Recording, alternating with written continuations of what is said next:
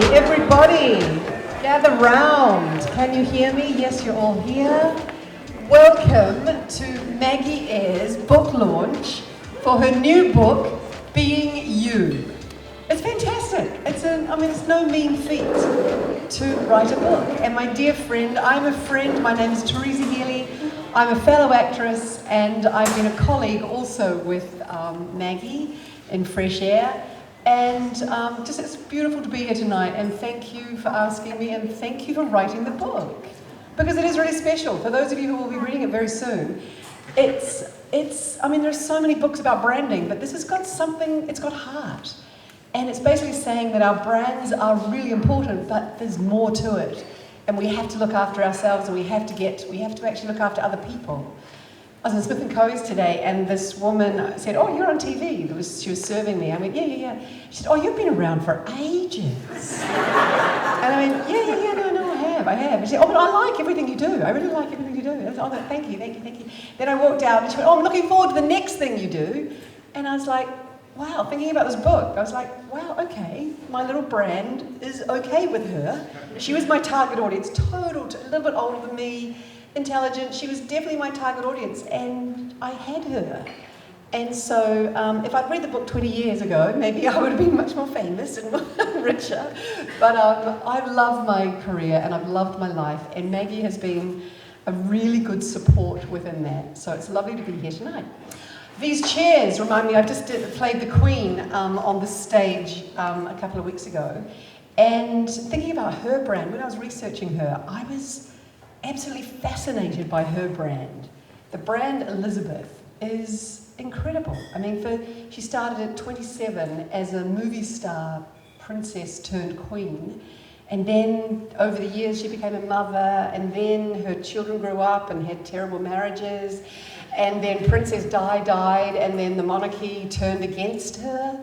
But Elizabeth, she learnt, she changed. And now she's a 93-year-old grandmotherly stateswoman who is still doing it. I mean, in my mind, the three words that would symbolize from this book, that would symbolize her, would be longevity, stability, and trust. Because she actually hasn't done anything wrong, and I totally do trust her. I'm not sure about Charles and what's going to happen when she dies, but for now we've been very, very, very lucky. And I just want to think that branding is, it is, and I'm sure that she had a lot of Maggie Eyres behind her for those 65 years that she's been in office, and she's done such an amazing job. But yeah, Maggie, you are incredible. You've helped a lot of people keep their brands on target and on point. Now, tonight, we're here to celebrate Maggie and her book, but just a few little housekeeping things. If you want to go to the toilet, the toilets are just around there. God forbid there's a fire, you run out there and there and there. And if you want to put your business card into, where do they put it? On the desk, and put your business card there, and there will be a drawer, and you may win some training with Maggie. There'll be some guest speakers. You'll hear from Maggie. And you can buy some books, and they'll be signed, and then we will eat cake. Now, firstly, I would now like to welcome a man who loves books and cares for great talent, and he has been known to say that he might earn more money as a plumber than a publisher, but he would not be as happy. Please, could you welcome Maggie's publisher, Gareth St. John Thomas.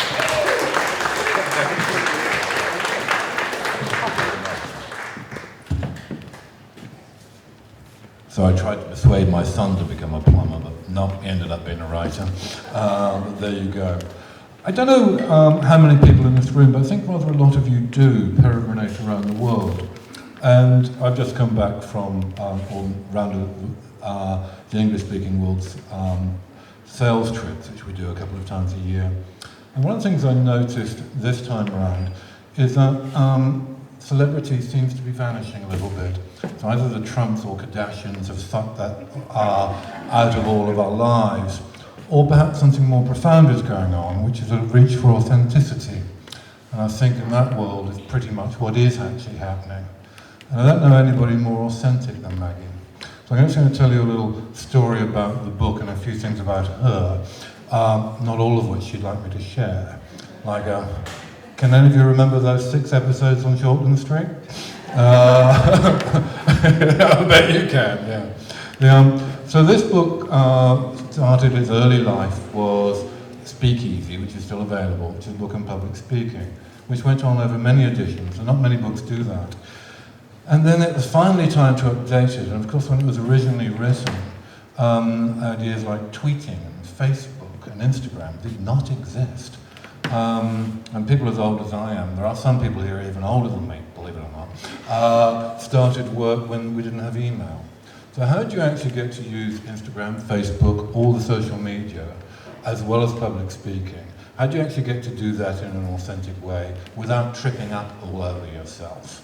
Well, you actually can't do that unless you're quite honest, unless you're quite authentic. And here at Excel we know that if somebody is producing a book that only she or he can write, we're going to get something special. This book's timing is almost perfect. It's been a long time in the making, but now the world is moving towards authenticity. They're going to want help in how you communicate and present that. And we're very proud to be Maggie's publisher. That's all you're going to hear from me. Thank you, John. Now, another person who, sorry, I'm really bad. I should be better with mics. I should know how to use a mic. I keep popping it. Another person who symbolises longevity, stability, and trust in a turbulent world is our very own and loved John Hudson. Now, as a journalist for over 40 years, he's been uncovering the stories we need to hear, and he will now interview our Maggie. So, Maggie, could you please come to stage? And John. Big hand for them. Big hand for them. Just while they're setting up, I just want to really welcome all of you here. I'm so grateful. And I particularly just want to say thank you to my family.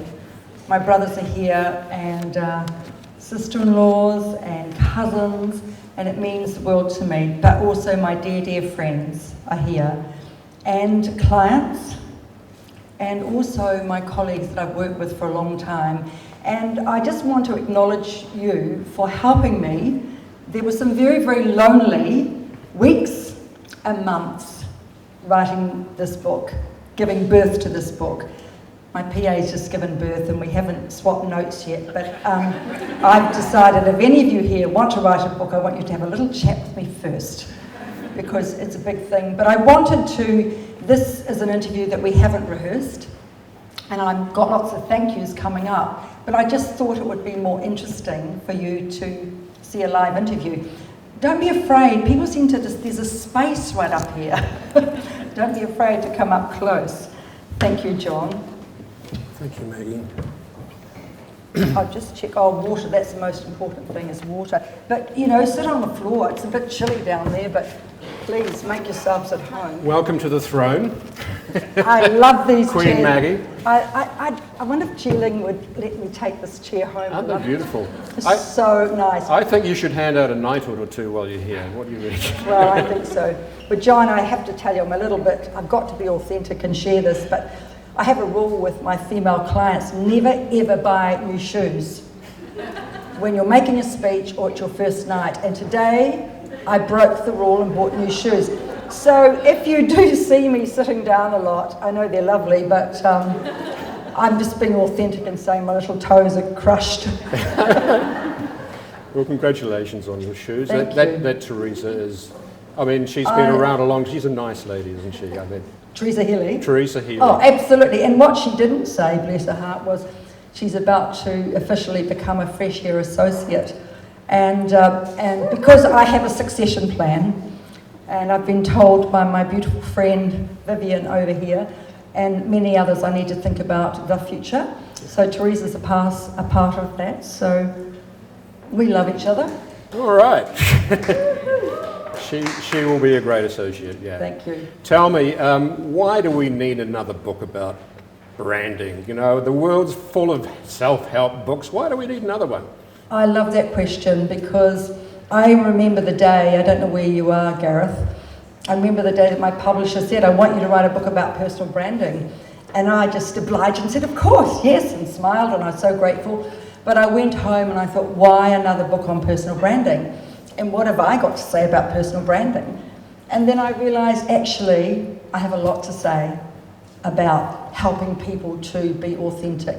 I have a lot to say about helping people to look after their reputations and to protect their personal brands. Surely if you're authentic, you just get on with it though, yeah? John, there are days when I look in the mirror, the bathroom mirrors, and I have conversations about my values, and I don't always like what I see. So I don't think we are always authentic. I'm certainly not, you know. So we say that we're authentic, but I've discovered through writing this book that it's uncomfortable embracing your inauthenticity. So who's going to read this book?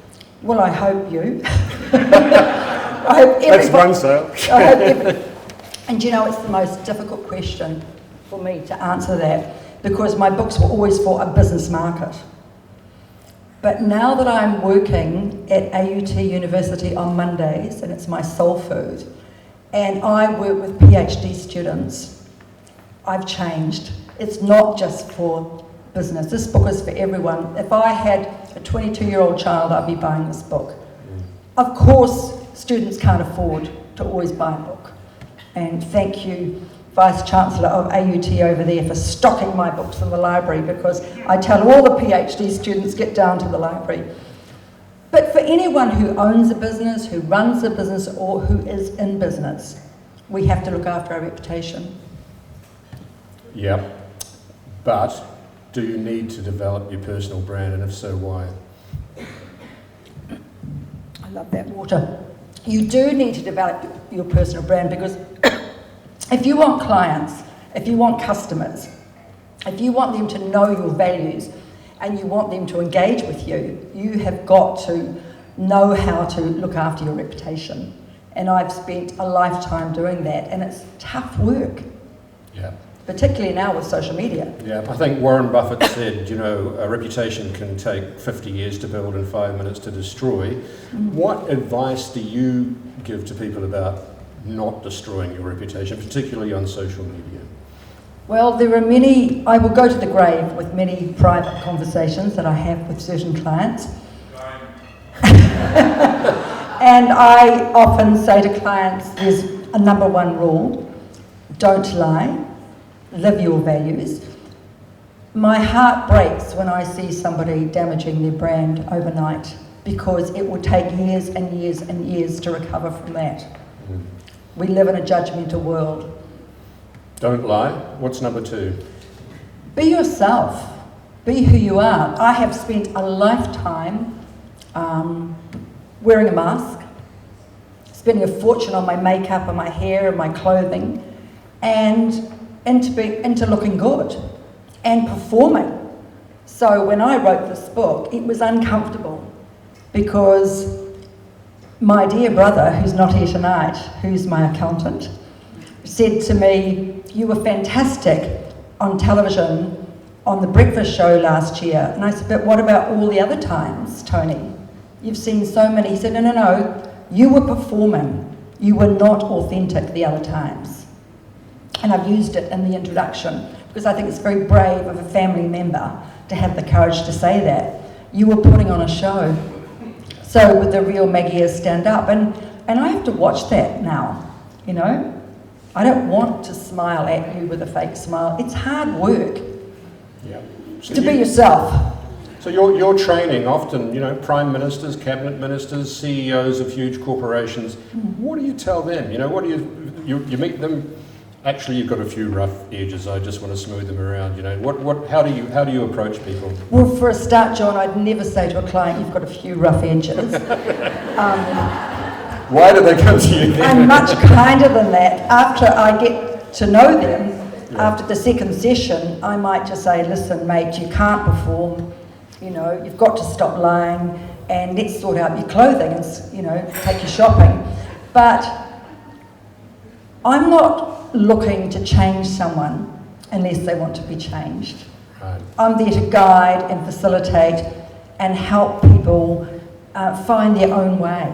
Yeah. So three of the things we've talked about: so for authenticity, reputation, honesty. Those are the key takeaways from this book. Yeah. Telling the truth. So how would you advise someone like Israel Folau at the moment, who's Wow. you know, he's a young man with a big reputation in rugby. He is a hero to many young people. I was. And he's authentic because he truly believes in what he says. And what advice would you give him? Well, he does indeed, and unfortunately on radio in Sydney, almost 2-3 weeks ago, I was asked that question. And I think he killed his brand overnight. He damaged his brand. His wife has a very strong brand. His brand now is judgmental. We wouldn't work together because our values are so different. My work comes from a place of unconditional love and kindness. I felt shocked, to be honest, because I looked at the list and I thought, oh gosh, I'm going to go to hell. I'm in there. My friends are in there. All of my friends are in there. And I hear what you're saying because he ticks all your boxes. Yeah, he does, and he believes in what he's doing. What I'd love to do is sit him down and say, you know, tell me your real story. Yeah. What's your real story? And I would like to just remind him that he's a celebrity and a role model to young children. And when I think about personal branding, I think about children and I think about teenagers because children look up to athletes. So should sports people not have controversial opinions? I think all athletes, where's Ali? She's here. Ali Weber, my associate, she made it happen for Fresh Air to work with athletes. And I think high-performing athletes have training right at the beginning. I don't know what his training was, but there is a lot of legality and contracts and, you know, around the brand. And I don't know how he's going to walk away from this one. Yeah. Someone else who's been in the news just this weekend for all the wrong reasons is Simon Bridges, who's trailing in the popularity polls by... Yes, I was hoping you wouldn't ask me. I always hoped this question would never come up. Yeah, it doesn't matter But tonight it has. It doesn't matter which poll you look at, he's not doing well. Yes, well, Teresa, I'd probably go to Teresa, and I'd probably go to our Fresh Air voice tutor for a start. Yeah. This has not been televised. And I'd get the voice worked on because the voice is irritating people and people come and tell me. And they say, can't you do something with the voice? You can't just change your voice overnight. You need a lot of work. I just like to know what he really stands for. I haven't worked that out. Yeah, so clarity around values. Yeah, and what's your message? What's your story?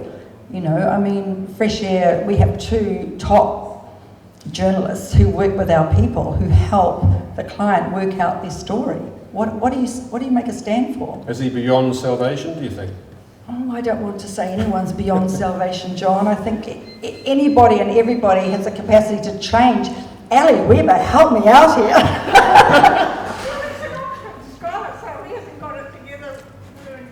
Yeah, exactly.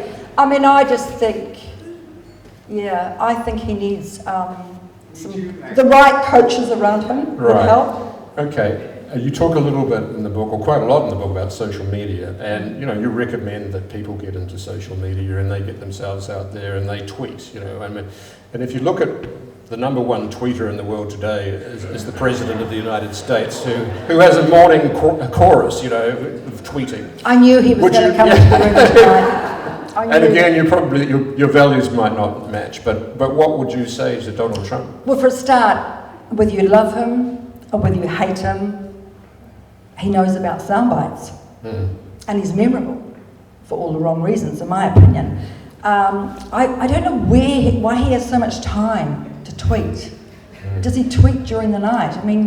It goes on and on and on forever. So a little bit of tweeting is okay, but not too much, yeah? Yeah, just a little bit, but don't overdo it. So in social media, what are you looking for if you want to build your brand? How do you go about it on social media? Well, let's just take something like LinkedIn. LinkedIn now, you need to have videos. You need video coverage. People are looking for videos. But also think about your copy, think about what you're writing, and what are the audience going to receive from this? If you're angry, don't go there. you know? When you wrote this book, and you've said it was a difficult journey for you personally, you looked in the mirror and didn't like what you saw sometimes. Tell us about that. What didn't you like? Well, it's uncomfortable being in therapy with yourself every night and every weekend over a glass of red wine or two. It's uncomfortable because Speakeasy was about performing. Speakeasy was about the voice. Speakeasy was about the clothes. But when you start digging deep is dirty. For me, it was. And I'd go, Maggie, you just told a white lie. You know, I had these conversations in the mirror. I don't want you to think I'm insane. I know I live alone. But I would say, Maggie, you are being incredibly inauthentic. And that is uncomfortable. And that's easy to spot, is it, do you think, from a public perception? It is for me. I mean, I know after a while I terminate certain relationships in business. If I, fresh air, are very careful about values, and I don't want to work with people who are not authentic. Right. You know, I want to work with people that I admire and I respect. Right. And I think self-awareness is uncomfortable, particularly when you're getting older. You know, I'm a vain woman. I'm looking in the mirror all the time, you know, going like this, and I go, Maggie, get over yourself.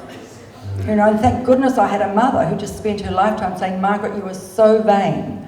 But I think when you know, somebody said to me once in London, you're being very inauthentic, and I didn't even know what they meant, but I do now. Yeah. And it's like, you know, like one of my most important values is compassion. So when I'm working with Ali and Ray, and I'm asking myself, are you teaching from a place of compassion, or are you being such a tough cop, you just want to get out of here, you know? So I'm always checking in with myself. So perhaps your book should have been called Being Me. Well, I love that. Gareth, did you hear that? I love that. And it's great to hear you say that, because I spoke in front of 800 people in the ASB building, and I got it all wrong. And I said, hello, my name is Maggie Eyre. I've just written a book called Being Me. And I went bright red. I was horrified. Everybody thought it was funny. I was so embarrassed.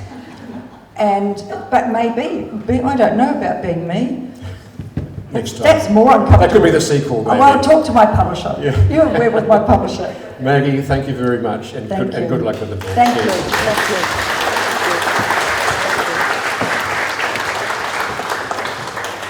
Thank you, John. It's really lovely being interviewed by somebody that you've known for 30 years and you've never been interviewed. It was amazing. It was a really new experience. Look, I just want to thank a few people. I particularly want to thank AUT University. I want to acknowledge the Vice-Chancellor, Derek McCormick, because this beautiful AUT atrium was gifted to me this evening. And I feel so lucky to work in your university. Mondays are Soul Food Day. I cannot tell you, I walk away from that university and I feel uplifted. And I want to really thank Kate Birch, who's over there, because of this woman, I was able to run personal branding workshops and programs at that university. And it really started there because somebody that you know, wonderful woman, ran up to me after a lecture and said, excuse me, could you work with me on my personal brand? And I said, well, I can't, I'm on a retainer, I can't really just work with you. But I could run some programs, so I just wanted to really, really acknowledge you. Thank you. And the second person I want, where is Gareth, my lovely publisher? Gareth, it's been a long marriage, it's been a great marriage. And by that I mean a long, beautiful relationship. And I thank you because you are so patient with me. I took a long time to write this book, researching, editing it, changing the deadlines. And it was really because of your faith in me, your belief in me, that I made an appointment with the page. And I just want to thank you so much. I want to thank a powerhouse here. Her name is Ji Ling. And I tell you what, people, and I tell you what, clients, if you want to hold any kind of event here, she has looked after us all the way. I have never, ever, ever experienced such professionalism. I don't even know where she is, but she's over there. But please give her a clap. And I really, really mean that, because it never occurred to me to have the launch here. I wanted to have the launch here because I came from theatre, and now it's theatre and business, and that's what I do. So I just wanted to thank. But there are clients here, Cowan from KPMG. There's special clients here that have trusted me and worked with me for many, many years. I've even got new friends here that I've only met once, because I collect people. I am a networker, and if I like somebody, I bring them on my journey. I want to thank and acknowledge Ali Weber. Ali Weber is a journalist, and she is Fresh Air's content queen. She is not just a gifted teacher, she is my supervisor. By that I mean, I call her about 20 times a day. And she calls me the Buffalo Hunter. I'm sorry to talk about this, Ellie, but I go out and get the new business, but she ties it all up with a bow. And I want to really thank you, because this business would not survive without you. I want to thank Lorraine Parry, who is not here, who is our camera operator and voice coach, and she's in a play in Wellington. And also I want to thank Dan the man, who's here. Daniel, give him a big clap. Thank you for leaving the newsroom many years ago, because Dan has just been serving Fresh Air for so many years. And I have one last thank you, and I hope I haven't missed anybody out, but I have got one last thank you. There's a woman in this room who has worked every weekend for the last 4 weeks to put this event together, and she's extraordinary. And I'm going to invite her to the stage, because I'd like you all to thank her. And her name is Callista Ferreira.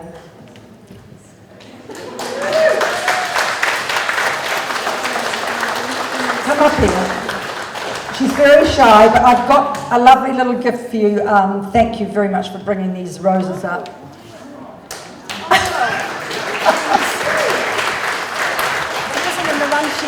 That wasn't in the run sheet, people. It wasn't in the run sheet. And today I'm on the phone to the florist, and she's in the room, and I'm saying to the florist, I can't have this conversation with you now. And that's what was going on today, when I acted very, very strange. But thank you, because this woman really, really knows how to serve. So, yeah, bless you. Yeah.